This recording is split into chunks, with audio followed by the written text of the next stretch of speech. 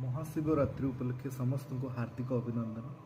जदि आपण मैंने उपवास करछंती तो तेबे जानी रखंतु कि प्रथमे आपण जदि रोगी कौन से रोग रे अछंती किंबा आपण गर्भवती अछंती किंबा स्तन्यपान करूछंती छुआ को क्षीर खाउछंती तेबे आउ छोट छुआ अछंती तेबे से माने उपवास करबा कौन से दरकार नाही किंबा उपवास करंतु नाही देह अधिक खराब हो पारे।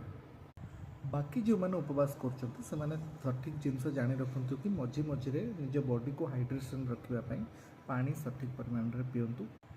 पानी रे आपण किछि परिमाण रो लेंबू भी नहीं पारिबे। आउ जदि आपन को बेसी डिहाइड्रेशन लागुची किंबा मुंड बुलाउची बा वीकनेस लागुची मझे मझे पानी रे अल्प परिमाण रे लूण भी पकई पारन।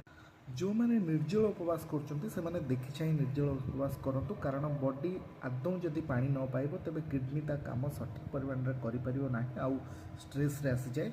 तथापि जदि आमे कोनोसे विश्वास रे आउ भक्ति रे मेंटल पीस रे निर्जल उपवास करुचे पूरा उपवास रो भी बहुत सारा फायदा अच्छी। आपण बॉडी रो बहुत सारा सिस्टम को रेस्ट मिलता है, डाइजेस्टिव सिस्टम को रेस्ट मिलता है।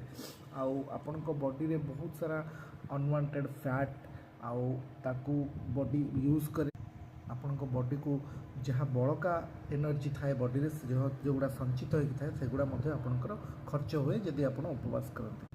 उपवास कला बेले किंबा कौनसी व्यक्ति जदि उपवास करछंती ध्यान दियंतु जेपरि तांका देह ठीक अछि, से सचेतन अछंती किंबा से अचेत हो पड़ुना, मुंड बुलाऊनी किंबा बेसी वीकनेस किंबा बेसी दुर्बल लगुनि ए विषय आम ध्यान रखा निहत उचित। जदि बेसी दुर्बल लगुच सांगे सांगे पानी हाइड्रेशन व्यवस्था करूँ। आशा करुँच ये भिडियोटी आपन को बहुत साहाय्य करिवो आ आपणकर परिवार समस्ते सुस्थ थांतु भलरे थांतु। जय जगन्नाथ। ओम नमः शिवाय।